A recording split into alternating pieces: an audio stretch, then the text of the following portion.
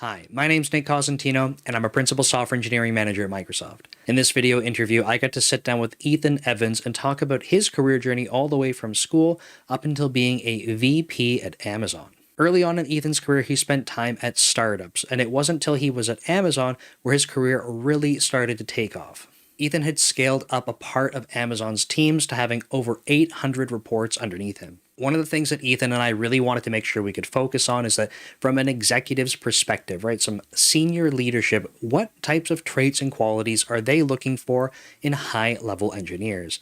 So if that sounds interesting to you, I think it's going to be very valuable to hear his perspective. So sit back, enjoy, and I'll see you next time. To kick these off, I usually like trying to get people to go through a bit of their background. I know your career is obviously filled with lots of awesome things, so I don't know where you'd like to start, but if you're cool with it, sort of as early as you can remember, where you're like, I want to get into tech and move in this direction, would you mind giving us a bit of background for how you got to where you are today? No, not at all. I grew up on a farm in Ohio, but home computers came into being a thing when I was in junior high. Okay. And so I was immediately fascinated with them. And I grew up in a university town. It's Oxford, Ohio, which is home of Miami of Ohio, not Miami, Florida. So there was a professor there who was my friend's dad, and he got one of the earliest Apples, Okay. like an Apple One. And of course, my friend and I, who were like, I don't know, 10 or 11 or 12, we just thought it was great for games. Right. Um, and then I got my own computer, an Apple II, and I started to learn to program. And I guess what you would find interesting, given you like the early archaeology of somebody's career, is I actually wrote Apple. And I said in high school, I said, hey, I want to come work for you. Oh, no way. Where do I need to go to school? And, this is still in the days, this is not email. Like I wrote them a physical letter and I got back a physical letter from an Apple engineer that I still have. No way. That's Uh, awesome. I, I still have it. And the first thing that kills me about it, it's so Apple. The ink on the letter is the color of my shirt. Like you had an engineer writing in sky blue ink, which is totally fits in with their design aesthetic, right? Right. And the second thing is, he said, we hire from 5 schools: Caltech, Berkeley, Stanford, all California. And I'm living in Ohio, and that sounded very far away. Right. Um, uh, Carnegie Mellon and MIT. And so I immediately ruled out California because I wasn't, now I think nothing of going anywhere in the world. Sure. But as a 17-year-old from Ohio, California seemed like, oh my God, I'd been there once in my life. It seemed very far away. So I applied to Carnegie Mellon and MIT. I was only admitted at Carnegie Mellon, and that made things really easy. Sure. Yep. Now, the irony of all this is I never worked for Apple. So I had this dream of work for Apple, but as things evolved, I went to Carnegie Mellon. I got my master's degree at Purdue, both of them in engineering. I wanted to do a PhD in robotics and artificial intelligence. I started the PhD at Carnegie Mellon, which is arguably, the number one robotics school in the world. And my office mate had been there 8 years working on his PhD, because since they were the number one school, they didn't feel any real urge to like help people get to graduation. You were there to, be a researcher, and then you would be a professor. Well, I'm like, I don't have 8 more years of school in me.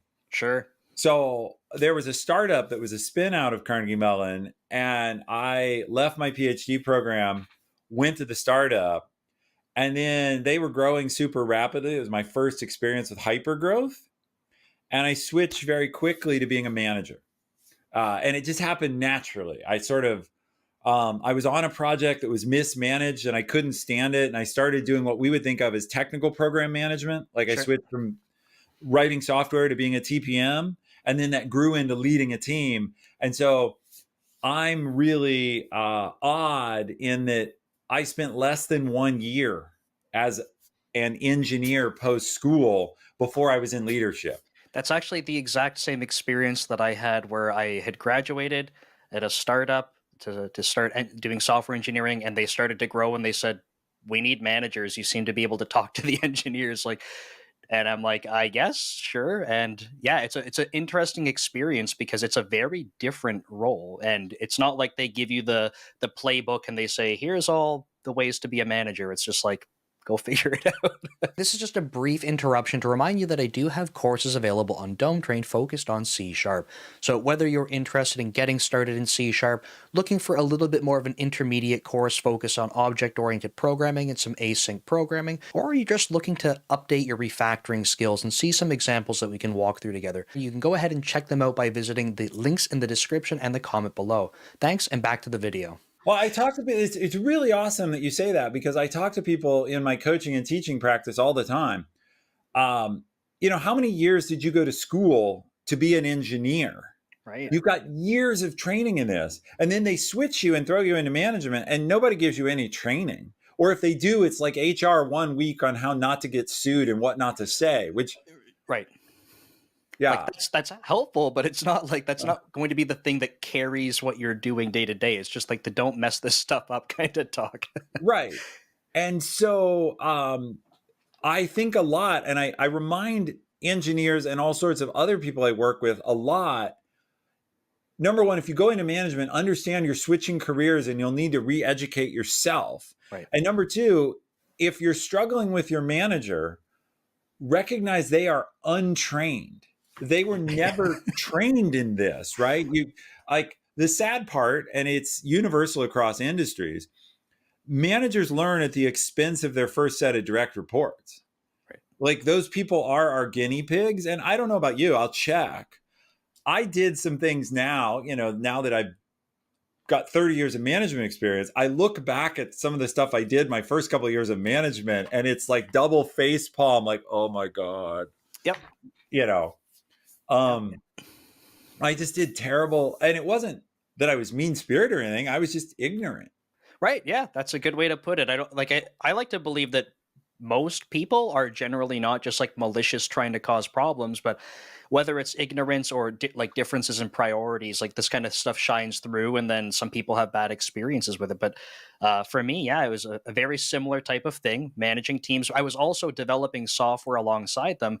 And for me, one of my biggest management missteps early on was just like, I got to write code, and then I'm writing code for a couple of weeks, and I'm like, oh no, I'm not managing the team. I guess I better like completely 180 and do that, not write code. And it was like, how do you do both of these things? Because like it seems impossible unless you're just working two jobs.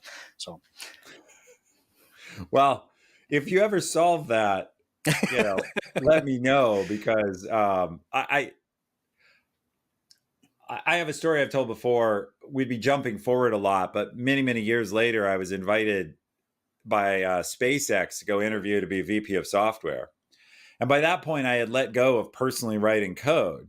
Right. And I told the recruiter that. I said, like, happy to come down, SpaceX, amazing company. I'd be working directly for Elon Musk, like, very interested. I am a VP of software who focuses on leading the team. I don't code. Is that cool with you? And he's like, oh yeah, totally cool. We need you to, have a technical background, but not that. Fast forward, I get into Elon's office. I've talked to him for about 10 minutes. We're having a good conversation. He says, by the way, I would need you to code at least 10% of the time. And I'm like, this is an old sound now, not everyone will get, but it was that sound of the needle scratching across a record. Like, what, I was very clear I don't do this. So it turns out he and his recruiter were out of sync, and this was an absolute requirement for him. And I tried to challenge him on it. I told him, like, hey, it doesn't seem like a great idea to have a dilettante coder working on a rocket that can blow up, someone like 10% of my time. And he's a smart man. So he said, yes, that's a fine point. Maybe you can work on diagnostics, but I need a leader I don't believe in leaders who aren't technically hands-on. And so bottom line was, I had a good job at Amazon. I said, we agreed to disagree, and I left his office at about the 15-minute mark.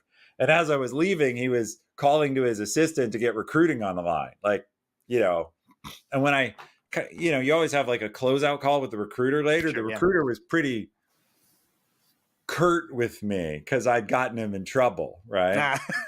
And I'm like, dude, you flew me down for a job I was never going to fit for. Like, why are you jacked at me? Right. Yeah. Well, they should have been. They should have been on the same page. Like that seems like a. It seems like a pretty important aspect of the job, and I can't. Even for me now, like at Microsoft, I'm not at a VP level. I'm not at director level. I'm sort of like the first line of like principal band at Microsoft is the first level for that you can be a manager at. So I'm sort of the bottom of the leadership level, and like I don't code at work. If I absolutely needed to, like I write code outside of work every single day, so I'm fine. I like to code. That's cool. But I would imagine if I had to code at work, I could not do my job effectively in terms of leading the team. And I'm not a director. I'm not a VP. And I just feel like the more that you move away from direct hands-on frontline employees coding, the less valuable that becomes. Personally, sorry, Elon. Well, you'll step in it. Like when you publish this, you will definitely have some Elon fans who come out of the woodwork and say, I can't work for a leader. I won't work for a leader. I don't respect a leader who's not still hands-on. And some people do hold that opinion all the way up the stack. I was running at that moment. I had of that interview, I had a team of 800 people all over the world. And maybe it's an inadequacy in me. That's why I said, if you figure out how to code at work, let me know. Right. Because I was scrambling to stay on top of leading well. And I just didn't know how to do that. And I made a choice that said, I can get by. This is part of our discussion. I have principal engineers on my team. I have senior engineers. I don't need to be doing their job. I need to be able to talk to them and understand them. But there are some people who believe that you cannot do that if you're not still hands-on yourself. I disagree with that perspective, but it is one that some people hold very strongly. Yeah, I disagree with the fact that you need to be hands-on. And in terms of technical aptitude, I think the more technical you are, the better off you are at communicating things effectively. So I always try to use my hands and say, like, if you're talking with very technical people and you are not, they have to do a lot of effort to try and meet you there. And, kind of goes both ways. So in my opinion, the more technical you are working with technical people, the easier and more clear the communication becomes. Doesn't mean you have to be coding every day. One of my best leaders that I've worked for was very adamant. He was like, I cannot code. Like, I think he went to school for engineering, but he's like, I can't code. It wasn't a relevant field. And he was one of my best leaders because he would dig into things. He'd be very clear about what he doesn't understand. He would try to communicate and kind of let you know when you need to kind of go at a higher level. And we worked together very well. And one of my best leaders probably couldn't write a line of code. Well, that I feel I built my career translating tech to non-tech and non-tech to tech. Like that, if you look at, I think my career had two fundamental attributes: my ability to translate between business people and tech, and the TPM skill set, the ability to get shit out the door on time or close to on time. Those two things, I guess I am skipping over and I don't want to just keep extending the list. You also had to work with people and lead a team, be able to manage and motivate a team, which is part of getting things out the door. But I often call myself a TPM in a sense, in that sits in the middle of, you have to be technical. The T is technical, but you're there trying to get something done. Right. So absolutely. And sorry, I know I kind of got you to kind of jump way ahead and talk about some different things, but you had mentioned you kind of had almost like fallen into like a TPM type of position, started doing some management. So what did it look like from there? And I know there's still a lot of ground to cover. Yeah, of course. Well, it moves faster from there. So I was at this rapid growing company. I think when I joined them, they had just gone public and maybe were a little bit over 100 people. And when I left, they were 1,400. And so across that growth, my TPM job became a true management job. And I learned to love that. I found that technical puzzles are great. Figuring out an algorithm, solving a problem, really interesting. But human puzzles are also really interesting. How do we get these two people to work together? How do we get these two teams aligned? How do we get this all done on time? And I liked human puzzles. I liked hiring. I liked things that were not usual. So that was a startup. I then moved to another startup. That startup was bought. So I moved to a small startup that was acquired by the early search engine Lycos. Okay, And I remember the name. Yeah. yeah, not a great company in some ways, but they managed in the internet bubble. They managed to sell themselves for $4 billion, so they did well. It's not bad. Yep. Um, I left for another startup that was founded by friends, and I went through several startup cycles, spending about 12 years in different startups. And in the last three startups, I held VP titles because they pay in titles, not in money, right? So in each of those places, I was doing a job probably similar in scope to yours or a little bigger, where I was either running a team. I was usually running a small collection of teams totaling uh, 10 to 30 people. Sure. So but like in one of my startups, I think I had 6 groups because I had like QA and technical writing, and I had the startup's IT function. I had all these sort of unusual functions. Um, and one of the things I took an interest in was in several of those companies, I ran the recruiting function because I had gotten into, well, if you want a good team, you have to pick it and build it. Right. And nobody else in a startup, nobody wants to run recruiting, right? Because you have like a business founder. You usually have a business founder who wants to figure out how to make money, and you have a technical founder who wants to build the gizmo or the software. And like nobody wants, it's very rare that you have like an HR person as a founder. That isn't normal. So I ended up doing that. And there's a lot of fun stories there,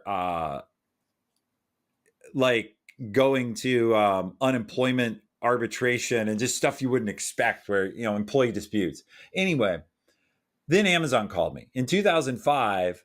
Amazon called me. I was living in Boston. The startup I was at had challenges, and Amazon called me. But this is Amazon before AWS. It's Amazon before the Kindle. They were working on those things in the background, it turned out.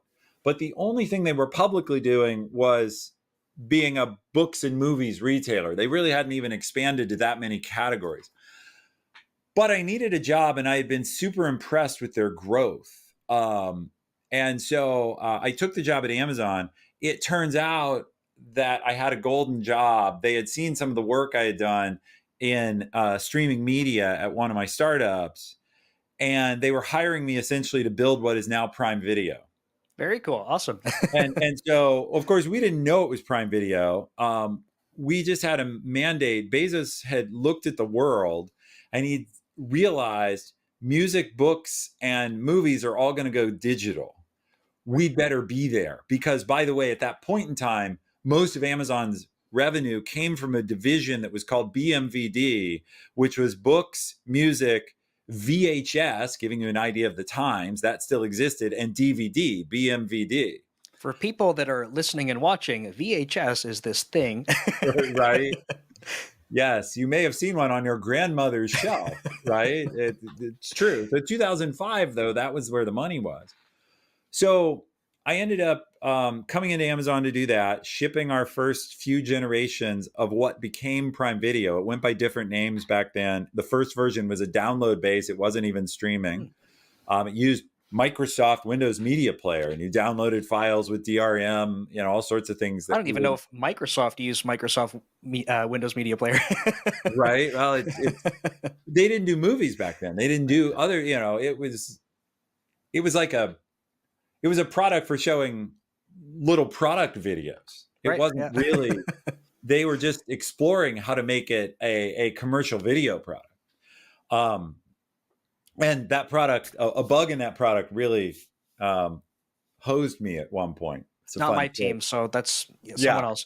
Sorry, 20 years ago.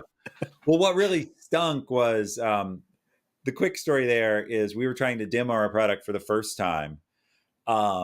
We were demoing it to the Amazon all hands. So Bezos is sitting in the front row. We set up the demo before the morning. We paused a movie playing. I had chosen Office Space as like a fun movie all geeks would know. Yeah. I paused Office Space. We went off stage. They did a bunch of the other stuff. We came back. I unpaused it. And on the 40-foot screen behind me, it played upside down. It started playing upside down. and you can actually see me. The whole audience laughs. The screen's behind me. I have no idea why. I turn around and see it, and then you can see me bend over to look at it right side up. So the fun part of that story is I turn back around with the mic in my hand and Bezos looking lasers at me out of the front row. And like, what do you say? Your demo, it's like the famous, everyone at Microsoft, of course, would at least know about Bill Gates and the blue screen of death demo where Windows blue screened on stage. I kind of had my blue screen moment, only I'm not Bill Gates. I'm working for him and he's looking at me. In this case, Bezos. It all worked out fine. I owned it and said, well, Jeff told us this is our first digital product. It has to just work. Obviously it doesn't. So I'm going to go work on that. And then I left the stage, and that was a good enough answer. Jeff was okay because he believes in ownership, and the fact I wasn't like hiding behind him, just like, I will handle it. Yeah. Was okay. So then I had just to finish up the career piece at Amazon. To grow, they actually want you to move around, not quickly, but from time to time, so that you get exposure to other leaders and whatever. So I was promoted to director. I went as what they call a senior manager, kind of what you do. I started with a team of 6. I ended with a team of 22 working on video. Then I switched to video games. Cool. We had bought a video game startup, and that startup also had a small online games marketplace where they sold downloadable PC games. And I went to that was my first experience running a P&L. So I started to branch out from engineering leadership to general management, running all the different functions. I had done some of that in my startups where I'd run these different groups that were all over the place. So but what I didn't have was a financial background. And so now I owned a P&L. The first P&L I owned, I remember very clearly, it was $4 million. And, at this point, Amazon's like a $20 billion company, not nearly as big as it is today, but it was rounding error. If I doubled the P&L, nobody cared. If I cut it in half, kind of nobody cared. So it was a great learning opportunity. And then we decided that we wanted to build an app store. We had this idea that we could compete with Google on the open Android platform. We thought it would be open and we could compete. Well, that was a terrible idea. Like, they own the platform, it wasn't. But what turned out to work well was we decided to build tablets. And so my big rocket ride at Amazon really came from the fact that we started selling Kindle tablets, and I owned the App Store, and I had to scale up to build a global multi-language, competitive level App Store, because we didn't put the Google App Store on our tablet. So we had to be as good as Google, or try it. We never were, by the way, but we had to be plausible, so that people wouldn't choose to buy a non-Amazon tablet because the App Store sucked. Right. The bar was kind of set by, let's say, by Google in this case. People are used to this kind of experience. So you have a different device and they're going, well, we expect this type of experience, so you better deliver that. Yeah. And so that's what ballooned my team to 800 people. Was all of a sudden we needed that experience, not only in the US in English, but in every market around the world, able to work in every language around the world, able to take payments in every currency around the world.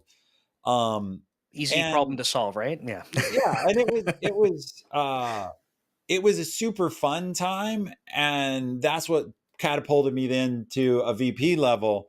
And honestly, at some level, while I grew in skills and was doing a good job most of the time, I had the easiest ride to VP in the sense that my team grew so much they couldn't deny I had vice presidential scope. And so then that led to the question, well, do we remove Ethan and put in a VP, or is he able to step up? Interesting. No one ever said it that way, but there was that was the choice they had, which is we either have to level in over him or accept that he can do it because he is doing it. And I was lucky enough, to sort of have an advocate in my manager, my vice president above me, who said, look, he's doing the job, he's doing it well, give him the mantle. That's And awesome. then to finish out my career, I did that for a while. I had the Elon Musk interview we've already talked about. Yeah. And then I moved, Amazon bought Twitch TV. And I had loved my work in video games, which I had had to sort of step away from with this App Store rocket ride. And I said, you know what? I want to go back to that. So I gave up my entire team, and I joined Twitch as their integration advisor. So I became an advisor to the CEO, in a Microsoft term, kind of a chief of staff role. Okay. But my real role, I wasn't leading their staff. I was just, my role was to help them figure out what it meant to be part of Amazon as opposed to be totally independent, and smooth that journey. Because many startups turn very septic when they're bought. Like, oh, everything's different. You're big and bureaucratic, and you're telling me I can't go to dinner anymore and bring back a big bar tab, and you've got all these rules, and they get very angry. I was trying to manage that anger. And there is a huge culture clash because Amazon's a very driven, focused capitalist company, and Twitch was we all love video games, a passion company. Right. And it was there was a big generational disconnect. I was working for the CEO, Emmett Shear. I might have our ages slightly off, but I was approximately 44 or 45, and he was 31-ish. So I'm working for someone 14 years younger than me. Mm-hmm. If you remember my career, I'm used to being the young manager with everyone being older than me. And suddenly the roles are completely reversed. He's the young manager, and I'm the going gray guy, now fully gray. But I worked with Twitch for 5 years. I learned a lot about streaming media. And at the same time, I was asking myself, what do I want to do with my life? Right. And so, what do I want for my second act? And I realized I love to teach. I love to train. I love to share what I know. Mm-hmm. And so I started building myself towards the career I have now, where I left Amazon and I coach, teach, write online. That was all something I began at Twitch, figuring out how to do. And my first way to practice that was I started a Twitch stream where I talked about leadership. Awesome. And that was actually very, I had to be careful there because big company, I'm sure you have this at Microsoft, you're not allowed to give public presentations without PR approval. Here I was speaking on an open mic to the whole world. Right. And I very carefully, knowing that my CEO, Emmett, wouldn't kind of know about this policy or care, I wrote him an email and said, I'm going to do this. You're okay with it, right? And he's like, yeah, it'll be great. You'll be using our product, go for it. Because I knew PR was going to show up eventually and say, how are you speaking on open mic? So this is one case. I try not to be political, but this was a case where I was very carefully political. Mm-hmm. I lined up to have written permission to use our product because I knew they couldn't fight that. They couldn't say like, well, you can't use your own product. Okay. Yeah. Right. And it did eventually happen where a lawyer saw my stream and they escalated it to like the head of Amazon Law or somebody who then punted it over to my division's vice president of HR, who called me and was like, we have to talk about this. And he's a very smart guy. He's still there. When I explained that I had this written permission, you could see we were on Amazon uses a system called Chime, but we were on a video. Right. And you could see the light go off in his eyes, like, oh, you've really thought this through, haven't you? He knew that I had like tried to hem him in, and he's like, it's fine. I get it. I get where you're going. He figured out very quickly that I was planning on, he's again very smart. He figured out I was planning on leaving to do what I do today. And he's like, so you're on an exit path. And I'm not a shy person. I'm like, yeah, I am. And he's like, all right, well, like, just don't say anything we're both going to regret. I'm like, I've been doing this a long time. I understand. I'm here to protect Amazon. I got this. Yeah. Yeah, it's not like a malicious, like, oh, now that I have a microphone in front of me, let me say all the bad things that I couldn't say to someone at work, and like here they all come. Yeah, and even today, I'm sometimes critical of some Amazon policies, but Amazon was incredibly great for me, and I have nothing but respect for many of the people there. So, because sometimes people want me to dish dirt on Amazon. There's a couple hot button issues. One of the ones that people want me to talk about, which I know nothing about, because all my products were digital. They were all electronic products. Sure. They want to know about worker conditions in the warehouse. And I'm like, right. I was at a warehouse one time for a 3-day training that was required because they wanted all leaders to know about the warehouse. I can't tell you much about worker conditions. Right.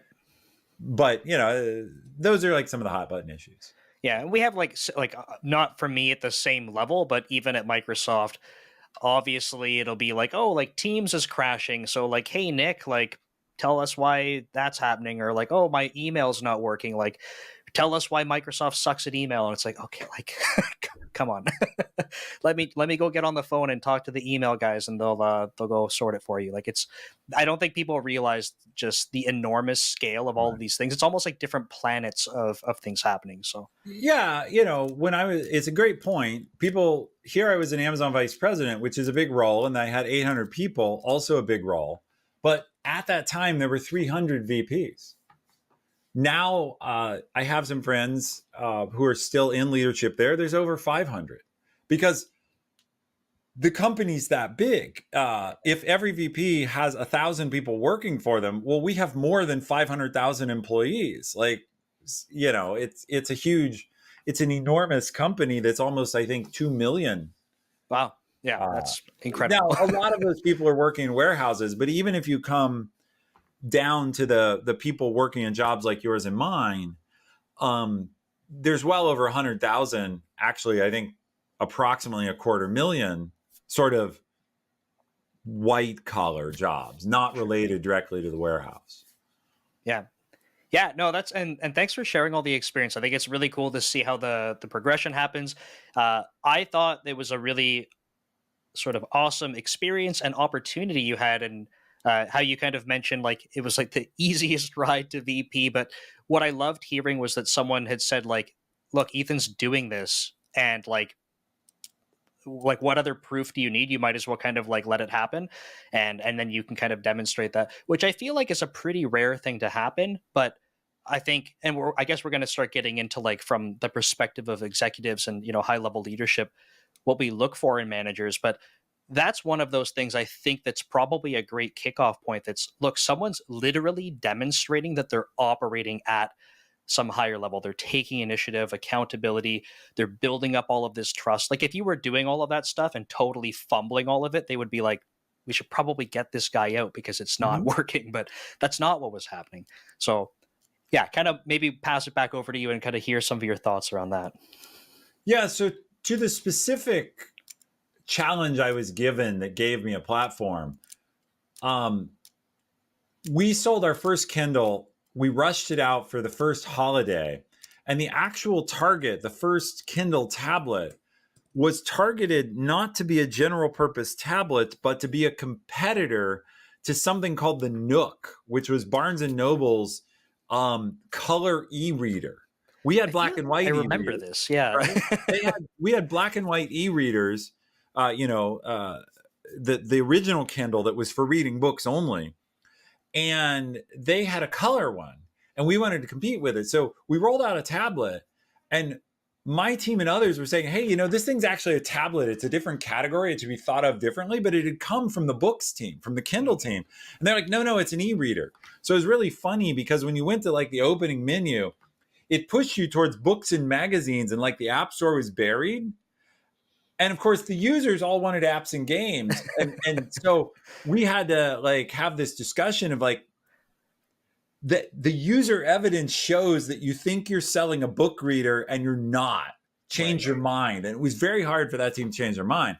But when Bezos saw it, he's like, oh, we have to go global quick. We're going to seize this market. And his vision, which wasn't realized, was we can be the iPad of the Android market. If we can build enough of a brand quickly enough, we can make the world a 2-tablet world where there's only iPads and Kindles.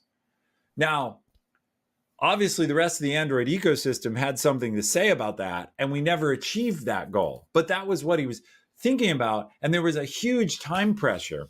And where that led is I was given a bit of a blank check on resources in order to go global quickly, which led to the team ballooning, which gave me the VP scope job of running that. And my team and I together were able to deliver. Right. And so if you summarize my VP case, it's big scope actually delivering.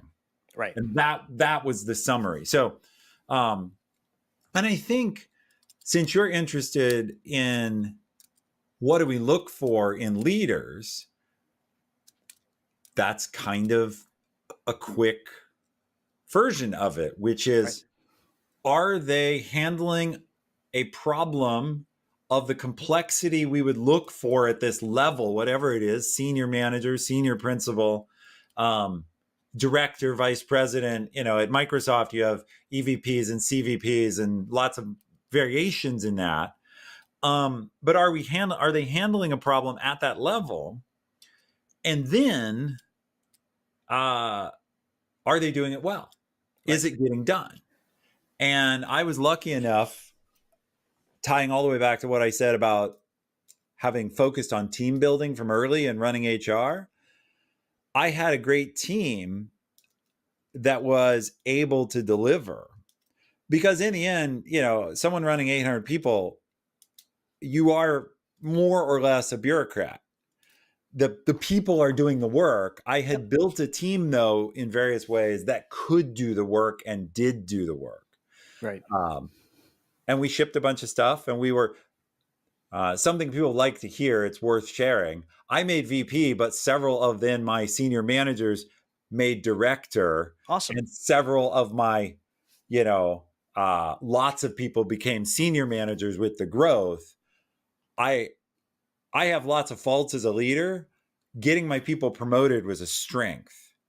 And, you know, now, fast forward quite a few years, most of those people who became directors or senior managers are now VPs or EVPs all over the world because they've moved around, but they've continued to grow in their leadership. Awesome. Yeah. That's yeah, I think I don't know if for especially more junior people might not even kind of realize this yet, but I think the more senior you become, the more you start to realize, like, I want to be with a manager where, like, if they're growing and I'm along for the ride, like, I want to be growing as well. I think sometimes more junior engineers, they don't really have experience yet with a manager. It's almost like they don't know what to look for. But I think the longer you're around it, the more you start to realize, like, hey, wait, like, I don't feel like I'm being supported in my role, because you might not even know what that looks like yet. But over time, you start to go, wait a second, like, why is my manager not talking to me about growth in my role? Why is it even when I do proactively bring it up, they're almost like, yeah, like, it'll happen, or like it's kind of pushed off. Like, you kind of want to be around someone who is kind of helping drive you for growth and supporting you when you're taking those chances. Yeah, there's a good we talked earlier how you're not trained to be a manager. Right. There's another piece of that, which is when we're educated in college, people don't train us how to work in a corporate environment either. Right. So they don't train us. What does a good manager look like? How do you have a good relationship with a manager? I actually have spent a lot of time in my courses and posts telling people, like, look, here's how you work well with a manager. Here's what they're thinking. By the way, see, we're always wondering, what is our manager thinking about us? Lots of people wonder that. You probably do. I certainly did. What's my manager thinking? And the interesting thing is, your manager is thinking about what their manager is thinking of them. Like, they're not thinking, most of their interest is on how am I perceived? Oh, right. And I'm perceived well. You know, when it comes to Nick, I'm looking down at you at this point. If you work for me, I want to take care of Nick. I need Nick to be doing these things. Why do I need him to be doing them? Well, it's good for him, but it's also good for me. Right. Yeah. And like, I'm thinking about you in the context of how you deliver for me and what I'm trying to accomplish. So if you play into that, I literally made deals with a number of people on my team where I said, look, I need you to do this thing. you do whatever this thing is I need, and I will do my best to make sure you're recognized for it. And it was a handshake deal of, you deliver for me and that will give me the platform to get you promoted. Right. And I did that over and over. Now, many managers aren't willing to go out on that limb, because what if it doesn't work out? Right. They don't have total control of their promotion.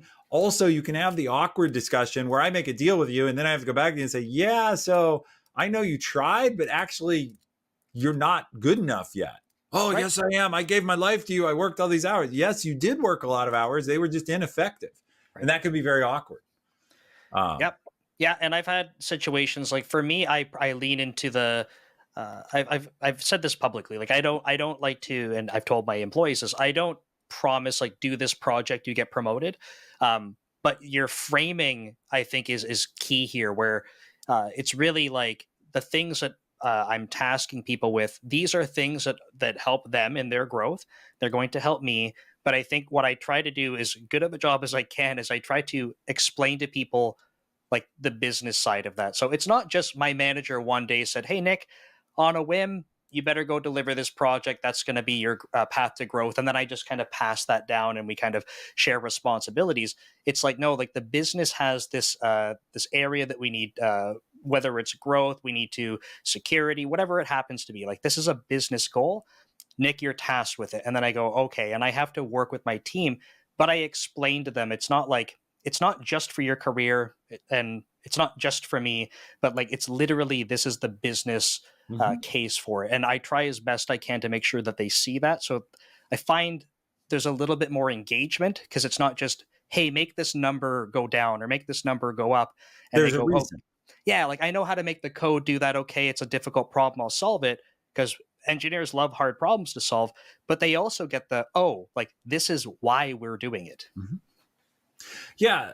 So I love that you're talking about that, the business impact, because many engineers begin thinking, oh, business, that's the pointy haired boss from Dilbert. Like, I don't need to worry about any of that. Yeah. And it's true, for your daily skills, you don't necessarily need business skill or financial understanding, but that is what pays for the work we do. And beautiful architecture that never makes money quickly gets scrapped. And so if you want to be a builder, you still have to have an awareness of like, what is the economic outcome of this building I'm doing? The other thing I really like about what you said is you're leading in public. And so I tell people, when I was still streaming on Twitch, I used to say, look, my team watches these streams. Believe me, if anybody watches them, it's my team. And if I'm spewing bullshit, they're going to call me on it tomorrow. And so I hope that my team does. Yeah, well, like, definitely. I once was able to recruit a very senior leader. He asked me, he basically asked me, how do I know what kind of leader you are? And I'm like, well, there's 100 hours of video of me talking about my leadership on Twitch. And if I were a hypocrite, my team would burn me down. And he said, well, that's the most interesting answer I've ever gotten to that question. And it was very convincing to him. So I applaud what you're doing, because people can know what kind of leader you are and get to know your style. And there is a big element of style in what makes manager-employee fit. There's a set of behaviors. You as an employee need to do certain things. A manager needs to do certain things. But there also is a big element of style. Some managers are very consensus-based, for example. Some managers are comparatively very decisive on their own. Those kinds of things can make a difference, because what sort of person do I want to work for? What's going to be a comfortable fit? I worked for people in my career, some of whom I fit beautifully, and some of whom I can see why they were considered good leaders, but they were not good leaders for me. Right. Yes. And that's okay. And so, to your point about what makes people early in their career, you need to figure out not what leader is just soft on you, but what leader fits what you need. Yep, absolutely. Yeah, and this is so for me, like a lot of my coaching, even at Microsoft, is a lot of more early in career folks, and they'll when they're talking to me about challenges with their manager, how do I talk to my manager? How do we talk about career growth? I always have to like preface everything. It's like, look, like I can tell you what I would like or how I would be approached, and then I have to remind them, look, I'm not your manager, and by the way, because of that, here are some other ways that you might want to try and feel this out. And if you can feel this out and understand it, then you might have a better understanding of which direction. But I think your point, like style, right? Like you need to kind of figure these things out. And that's going to take a bit of, especially in the beginning, a little bit of trial and error to try and Mhm. understand how some of these things work.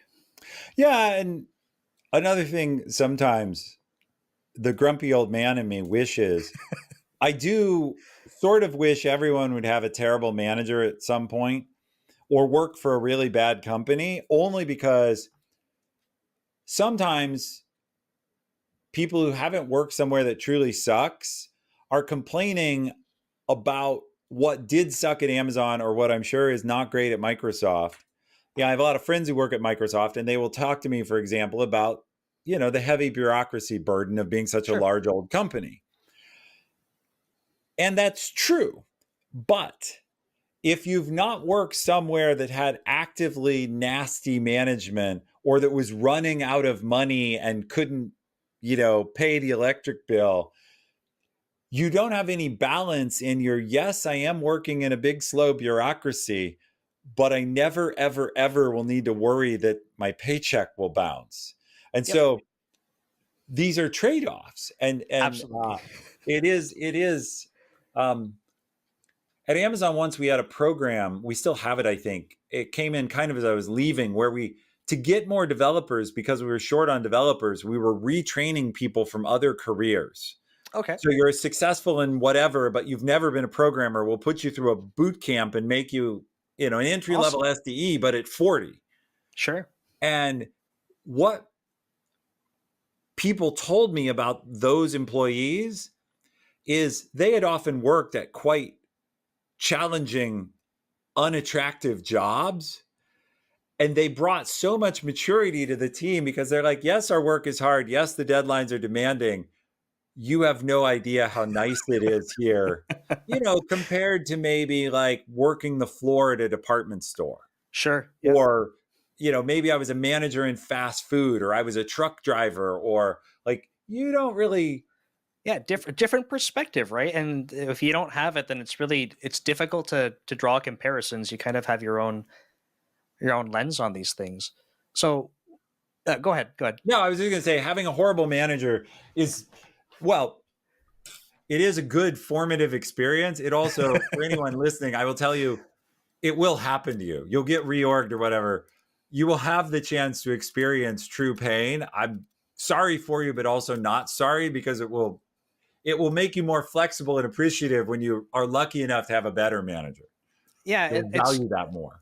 as funny as it sounds, right? Like I think again, if it hasn't happened to you yet, like having awareness that like this will happen, like what are things that you want to pay attention to, right? Like think about the manager you have now, how the interactions go, how they're supporting you. When you switch and have a new manager, like but some things might be very obvious to you right away, and you're being micromanaged and you're like, hey, this sucks, like, and I feel it all the time. But you might have other things that happen over a period of time, and you start to realize like, hey, my manager is kind of crappy, and maybe it's like they're just not supporting you, maybe they're too hands off and you feel very disconnected. But like having a crappy manager is a thing that will happen. And yeah, I think having awareness, back to the style point about what you're looking for, maybe your manager's actually okay, not like a bad person or something, they're just not okay for you, and Mhm. that could be a really bad thing, like a bad experience in your career. Yeah, I don't know. I had a manager at one point who many people thought was amazing. He was not as interested in disruptive innovation. He didn't like to rock the boat. He Sure. liked to row the boat the way he felt the leadership wanted him to row. Whereas I'm always a little bit like, yeah, okay, that's good, but over here is better or could Sure. be better. That was a big tension for me. And it's not that he was wrong. He was highly valued because the people who would put him in roles, the leadership above him, was like, hey, we need to get this team to this island, and this guy will row in that direction single-mindedly. And that was the problem for me. I'm like, well, but there are other islands. Do we know that's the right island? And he's like, right. We are rowing, row. And it's just style in that case. So sometimes you do have managers who are actively manipulative or whatever. But you're right. Learning to know what you want from a manager and just knowing what you quote unquote should get. I've tried at different points in the past to write kind of an employee's bill of rights. Like what should you expect from a manager and what shouldn't you expect? Because there are sometimes things you shouldn't expect. Yeah, that's totally fair. Yeah. And we got a few minutes left because I know we have a hard stop. So maybe in the last couple of minutes here before we sign off, we talked a bit about management. We talked about even some junior perspective, and we touched on for seniors and stuff, like kind of had like a pretty quick summary that I think is kind of spot on, right? Like being able to have impact, but also like not the scope of the impact, but actually carrying out the work and delivering on it. So for folks that are more senior, or they're going from maybe a senior level engineering role to principal or comparable bands, I realize staff and other titles are used. So heading in that direction, what advice would you give to people that kind of feel like maybe they've been at that level for a bit and they're like, I feel kind of stuck, and like, what would kind of help them start to move forward? And I know could be answered many different ways, but just curious on your perspective. Yeah. So I've thought a lot about what makes a good principal engineer from my perspective as, say, a vice president or a director. So the principal engineer role, the table stakes are that you're a really great engineer, that you're good at, of course, at coding, you're good at design and architecture, because I'm going to be delegating. Remember, I don't code anymore. So I'm going to be delegating, deciding our architecture to you. That's one piece, is I need to feel confident that you're going to be able to do that job. The second thing is I need you to be able to explain to me, because you put two engineers in a room, you have an argument already. You put three, you have a three-way argument. Like, it's cats in a bag a little bit, because we're all very passionate about what is the right design, what is the optimal way. We're taught to optimize. Right. So there's this big argument between practical and optimal and elegant and so on. I need someone who can explain to me so that I'm sure you're right and I can explain it to others so I can help defend you. So the second thing is you do have to have enough communication skill to work across the fact that I'm technical but not as deep as you. Right.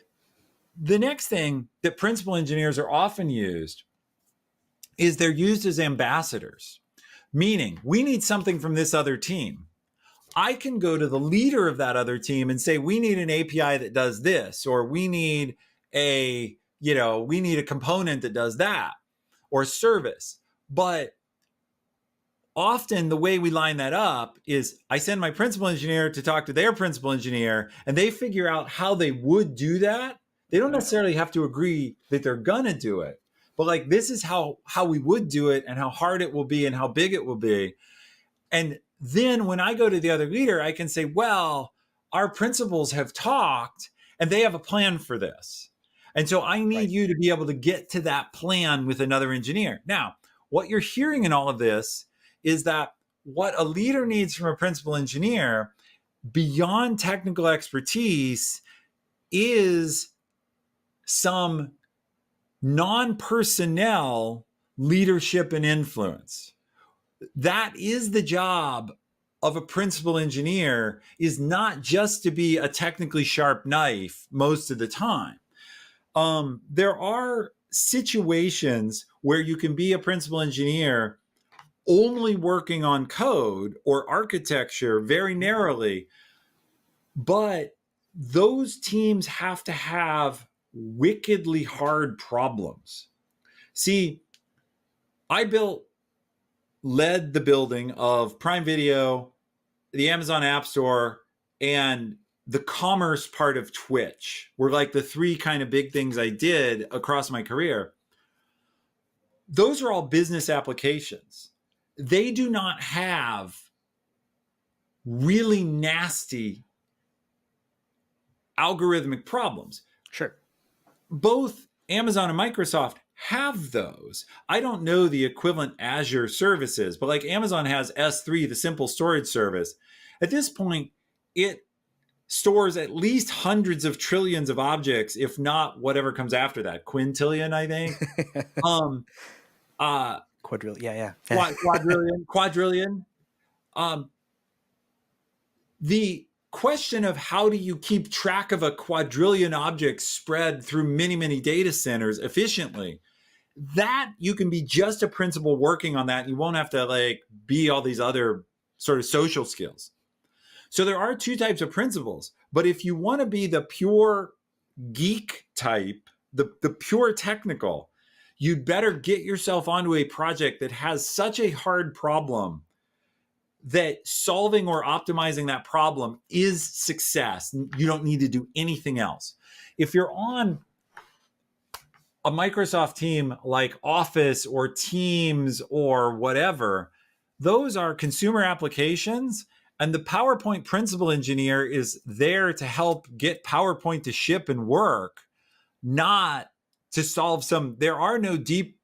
I'll insult somebody, but there really are no like mind-breaking technical algorithmic problems about PowerPoint. If there are, they're going to be a smaller subset, right? It's like it's the bulk of it is not. You're not going onto that team likely to say this is the team because problems like this. It's so the last thing I need principal engineers to do to give that roadmap is I need principal engineers to also then mentor and grow the team. They have to have some ability to bring others up behind them, because if you want to move on to senior PE or to another team, you've got to help develop the talent. And so, of course, some senior engineers get irritated about, oh, another newbie. You can feel a little that irritation of maybe, but you've got to have a way to be like, I'm going to explain for the 17th time to someone why it's not as simple, because engineers love to say, isn't it just? Like that S3 problem that I described, storing all those objects. Well, isn't it just really a big disk drive? No, actually, it's not. Yes, there's an analogy there. It is just a big store. Isn't it just a big database? Well, yes and no. It's the world's largest database. Like that is its own thing. So. No, those are all great. And just to quickly summarize that part from my perspective, I think one of the really awesome things you mentioned was that, yes, there could be some opportunities to be hyper technical and stay there, but literally everything else you described was, yep, you got the technical stuff and hopefully all of your other people skills, your negotiation, your ability to mentor, literally all of these other things come into play, because early on, I find a lot of people say, screw it, I'm just going to be as technical as I can. I find that gets you so far in your career before you start to feel like you're hitting a wall. And that's because you need to be leaning into some of these other things for the most part. So, yep. Awesome. All right, Nick. Well, as we discussed, I have to go. Yes. But it has been a true pleasure. I've really enjoyed our conversation. Thank you so much for the chance to get to know you and talk about some of this. Yeah, this was great. I'll get some links from you after, and I'll make sure I post them all. And yeah, thanks again for joining me. All right. Have a great day. Take care.